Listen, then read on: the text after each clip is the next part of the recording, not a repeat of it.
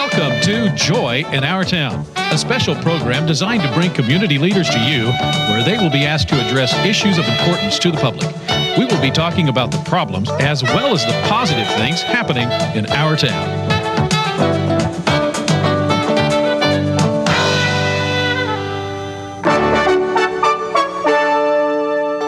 Welcome to Joy in Our Town. I'm Dolly Velasquez, and with me today is Dr. Dale Peterson, who is a wellness physician. Today we're going to be talking about health, and in particular, we're going to be talking about electromagnetic challenges. Welcome to Joy in Our Town, Dr. Peterson. Great to be here, Dolly. Now let me ask you this. What does electromagnetism have to do with health? It has a great deal to do with health, and that's because when God designed the human body, when He created it to be electromagnetic in nature. Now, what do I mean by that? We have a communication inside, and it's just like electric wiring in your house, in a sense, body communicating with signaling within the body. The heart, for example, if I had an electrocardiograph here, I could lie you down, put some leads on, record the electrical activity of your heart. And it's not that the machine is creating that activity, it's just recording what the body has. We could record brain activity in EEG. Life itself is defined not structurally, there's still a body in the coffin, not chemically, there's still reactions taking place after death. It's defined electromagnetically, absence of heart waves, absence of brain waves.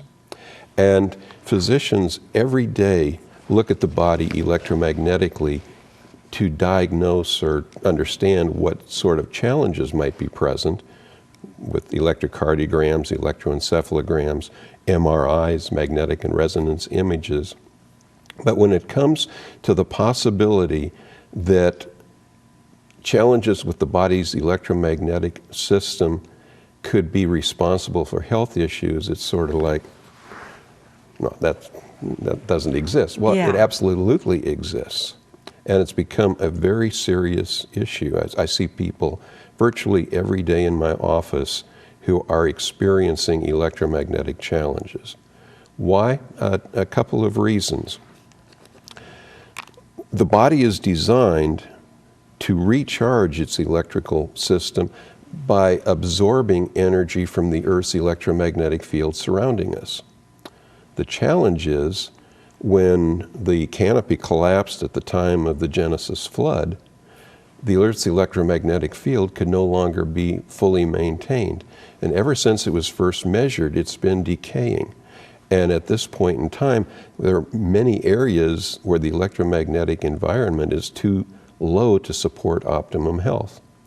We have compounded that by having all sorts of chaotic energies that are now bombarding the body 24/7.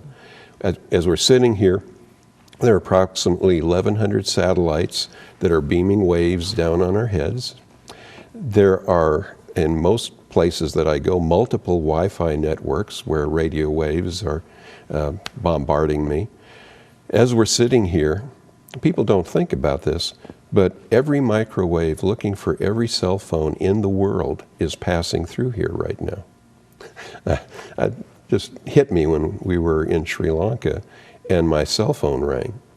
And it struck me, how did the tower in Kandy, Sri Lanka, on the other side of the globe, know that I was there? And obviously it didn't, but someone in Tulsa, Oklahoma, dialed my number, it went to the local cell tower, got beamed up to satellites, bounced around, and came down every place on Earth looking for my personal cell phone. And so all of these chaotic energies are interfering with the body's own communication system. My wife Rosalie and I just flew back from California this Monday, and before takeoff we had to shut down all electronic appliances or put them in airplane mode because they were afraid that perhaps that they would interfere with the electronics in the cockpit and make takeoff and landing more risky. The communication systems in the human body are far more sensitive than those in the airplane cockpit. And yet most people are ignoring what's really happening. So, Dr. Peterson, are you saying that exposure to radio waves and microwaves are affecting our health? Absolutely. There's something called the electromagnetic spectrum. And in the middle part of that spectrum is a range called infrared. And that's where our bodies function. If we go into waves that are shorter, we're looking at things like X-rays and gamma rays. And virtually everyone understands and agrees that exposure to those sorts of electromagnetic waves is harmful to health. But on the other end of the spectrum, we have radio waves, we have the microwaves I mentioned looking for cell phones, and there's a general consensus in the general public that those are perfectly innocuous and have absolutely no effect on the human body. And yet there are studies, scientific studies from all around the world demonstrating that exposure to those long waves damages our immune system. It breaks down the protective barrier to keep toxic substances out of our nervous system. It really causes damage and breaks in DNA, and breaks in DNA are sort of the initial trigger for many cancers to ultimately develop. But Dolly, right now we're with EMF where we were with cigarette smoking back in the 50s. And back in the 50s, you can go back there and see advertisements saying that there's no harm to human health. Physicians actually saying, oh, I smoke Camels and there's nothing wrong with that. By the way, it was not a camel animal. It was a brand. It was a brand. Back then, yeah. Yeah. But we now know that there was data saying that this was risky, but it was being sort of covered up. And that's where we are today with electromagnetic systems. Back in 1997, federal government said that it was unacceptable to raise any health concern in relationship to placement of cell towers. It was not to be admitted as evidence in determining placement because we wanted to move forward with these technologies. The technologies are great, but we need to understand that they come with challenges to the human body, and we need to do something to protect ourselves. Now, if you feel that there is danger, why aren't we being warned about it? Well, it's because, as I say, the microwave industries, like the cigarettes, are so massive, so profitable, that there has been an intentional dumbing down of the public to prevent the companies from having to move slower or to introduce protective appliances and things within their devices.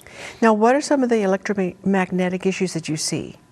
What I see is there's an interesting sort of issue that puzzled me for many years during my medical career. Someone would come in and they'd say, there's something wrong with the left side of my body. It just doesn't feel right, or my legs don't feel right.